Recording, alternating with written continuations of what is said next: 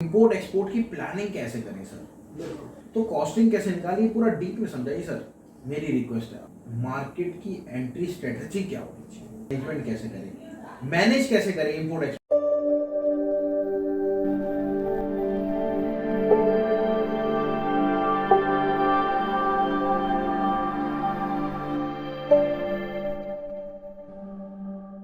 नमस्कार, जैसा कि आप लोग जानते हैं मैं Rahul startup India import export academy से, और आज हमारे बीच अशोक सर आए हैं जो कि 48 साल से इंपोर्ट एक्सपोर्ट कर रहे हैं। सर बहुत बहुत नमस्कार आपका। नमस्कार। सर आज थोड़े से पॉइंट है हमारे, जो मेन पॉइंट है हमारी, एक तरह से मेन ये थर्ड वीडियो है और उसमें हम पूरा डिटेल में जानेंगे कि इंपोर्ट एक्सपोर्ट के क्या क्या प्रोसेसिंग होती है, प्लानिंग क्या क्या होती है। तो मेरा पहला क्वेश्चन आपसे है, प्लानिंग जो टॉपिक आज का हम डिस्कस कर रहे हैं प्लानिंग एंड मैनेजमेंट के ऊपर।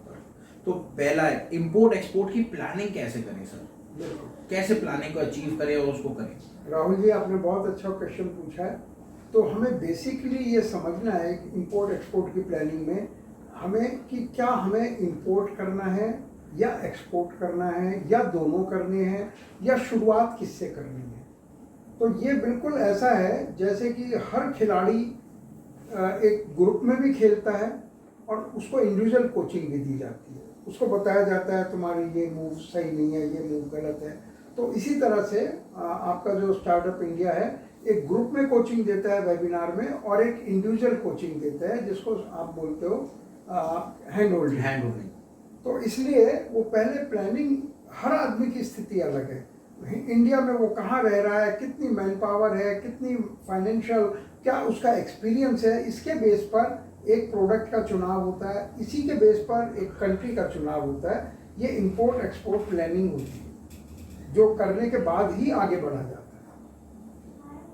ओके, तो सर नेक्स्ट पॉइंट है हमारा, एक्सपोर्ट मैनेजमेंट कैसे करें, मैनेज कैसे करें इंपोर्ट एक्सपोर्ट। देखिए मेरा ऑलरेडी लोकल काम है, मैं उसको बंद नहीं करना चाहता, और अपना इंपोर्ट एक्सपोर्ट बिजनेस को मैनेज कैसे करूं।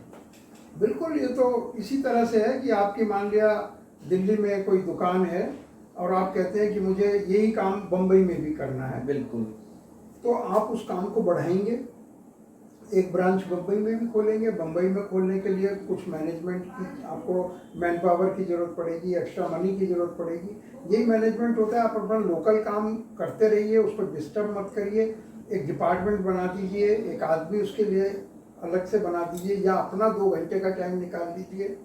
तो इस तरह से वो मैनेज करना होता है, यानी 2 काम मैनेज हो जाते हैं। आपका जो ओरिजिनल काम है उसको आप ऑटो पायलट पे डालिए कि कम से कम आपको उसमें समय देना पड़े, और जो बचा हुआ समय है 1 या 2 घंटे भी बहुत है एक्सपोर्ट इंपोर्ट के लिए।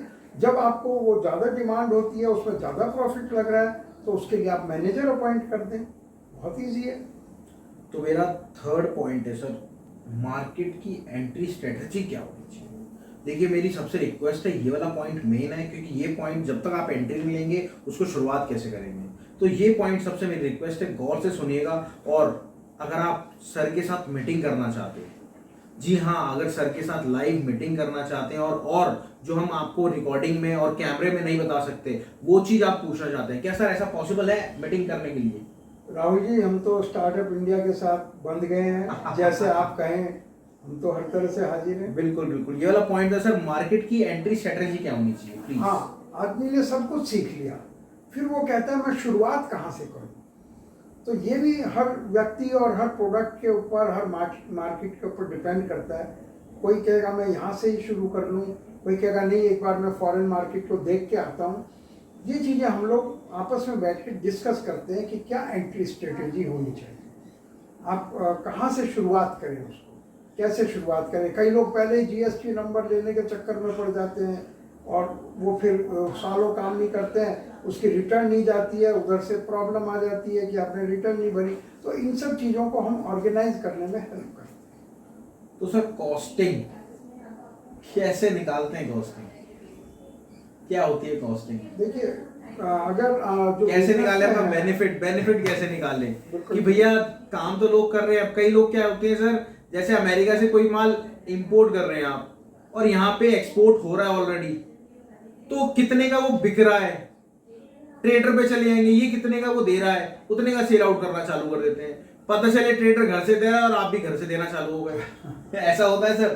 बिल्कुल होता है। अगर आप देखिए बिना जाने बूझे करेंगे, कैलकुलेट नहीं करेंगे, शुरू में आपने कोई चीज़ इंपोर्ट करनी है और कुछ खर्चे हैं जो आपने कैलकुलेट नहीं किए, हाँ जी, या ओवर कैलकुलेशन कर ली, वो होने नहीं थे और आपने कैलकुलेट कर लिए, तो आपको वो प्रोडक्ट आप इंपोर्ट ही नहीं कर पाएंगे, क्योंकि आपका वो वर्चुअली महंगा पड़ेगा, जबकि उसमें एक्चुअल कॉस्ट नहीं है। तो बहुत क्रिटिकल ढंग से आपको प्लानिंग करनी चाहिए। हम हमारे लिए आसाम से चाय ला रहे हैं, तो आपने खर्चे, बहुत सारे खर्चे जोड़ लिए जो वहाँ नहीं होने थे, तो आपको यहाँ आके पता चलेगा ये चाय तो महंगी पड़ रही है, तो आप काम ही नहीं कर पाएंगे। और कुछ खर्चे आपने जो होने थे आपने जोड़े नहीं, तो वो भी गलत हो जाएगा। इसलिए आपको किसी प्रॉपर, जिसने ऑलरेडी काम करता हो, उसके साथ बैठकर इन चीज़ों को, कॉस्टिंग को सीखना चाहिए। तो सर, तो कॉस्टिंग कैसे निकालिए, पूरा डीप में समझाइए सर, मेरी रिक्वेस्ट है आपसे। देखिए, डीप में जो कॉस्टिंग निकालने की मेन फार्मूला ये, लेकिन उसके बाद जैसे कि हमने सबको कॉस्टिंग शीट जो आपने हमें दी थी, हाँ। और जो मेरे बिजनेस में भी इम्प्लीमेंट हुई, वो कॉस्टिंग शीट भी हमने दी, तो वो शीट किसके पास लेके जाएं, क्या लेके जाएं? देखिए, कॉस्टिंग तो बताएगा, कौन बताएगा, कैसे निकलेगी, ये थोड़ा सा बताइए। देखिए, जो इंपोर्ट होता है उसमें एक बहुत इंपॉर्टेंट एजेंट होता है CHA। तो सर, एक्सपोर्ट में भी CHA, Okay. जिसको फॉरवर्डिंग एजेंट बोलते हैं। Okay. नाम बदल जाता है, काम वही होता है। Okay. तो वो उसको बहुत कॉन्फिडेंस में लेके उसके साथ बैठकर कैलकुलेट करना चाहिए कि इस पर क्या क्या खर्चे आएंगे। इसके लिए कोई अलग से हमें क्लास करने की जरूरत नहीं है। हम आपको वो जगह बता रहे हैं जहाँ से इसकी शुरुआत हो। जैसे आपको अगर कोई दवाई चाहिए तो आपको डॉक्टर के पास जाना चाहिए। अब मैं ये कहूँ वो डॉक्टर ही मैं बन जाऊँ तो वो गलत हो जाएगा। आपके इलाके का जहाँ आपने माल मंगवाना है वहाँ एक नहीं 4 CHA 5 CHA से बात करनी चाहिए, उन पांचों से कॉस्टिंग लेनी चाहिए। ये बहुत बड़ा फार्मूला है। अगर मैं यहाँ आपको ब्लैक बोर्ड पे समझाऊंगा उसका कोई फायदा नहीं है, क्योंकि आइटम्स हजारों हैं। CHA यानी कस्टम हाउस एजेंट, जो आपका एजेंट होता है इंपोर्ट के अंदर, उसको ये नॉलेज होती है कौन कौन से खर्चे लगेंगे, तो उन खर्चों का बैठ के वो कॉस्टिंग शीट को आप बना सकते हैं। Very easy. देखिए, बहुत आसान है इंपोर्ट एक्सपोर्ट, अगर सीख के किया जाए। और अगर सीख के ना करा जाए तो सर? तो आप थोड़ा नुकसान उठा के कर लोगे। तो सर, ये आप अगर लाखों का तो नुकसान इसी में हो जाएगा। अगर आप सीखने में पैसा बचाना चाह रहे हैं और टाइम बचाना चाह रहे हैं, तो आपको दूसरी तरह से पेमेंट करना पड़ेगा। आपको नुकसान से पेमेंट करना पड़ेगा, उसमें भी टाइम लगेगा। और उसमें भी हो सकता है जो आपकी फीस है उससे डबल अमाउंट देना पड़े, हो सकता है 5 गुना अमाउंट देना पड़े। अनलिमिटेड हो सकता है। हमारी फीस क्या है? 50,000, 1 लाख, 2 लाख, 5 लाख, और उधर से आपको नुकसान बैठेगा 50 लाख, 60 लाख, 1 करोड़। उसका कोई सीखने की कोई, मैं अभी कल ही एक से बात हो रही थी, उसने कोई नया काम शुरू करने जा रहा था जिसमें कोई सीखने की जरूरत नहीं है, चाइना में बैठकर। तो उसने वहाँ एक कोर्स किया, तो उसको इतना लेवल अप हो गया कि वो यहाँ 150 करोड़ का प्लांट लगाने जा रहे हैं।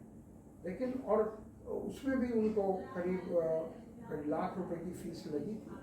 लेकिन वो उसी ने मुझे बताया कि वो बहुत अच्छा, उसको नई नई बातें पता चली। तो हम इंडिया में लोग सीखने से परहेज करते हैं। बिल्कुल, ये तो मेरी सबसे रिक्वेस्ट है। देखिए, जितने भी मेंबर देख रहे हैं वीडियो, तो सीखिए, सीखने के बाद करिए, आपकी जो नॉलेज है वो बहुत गेन होगी।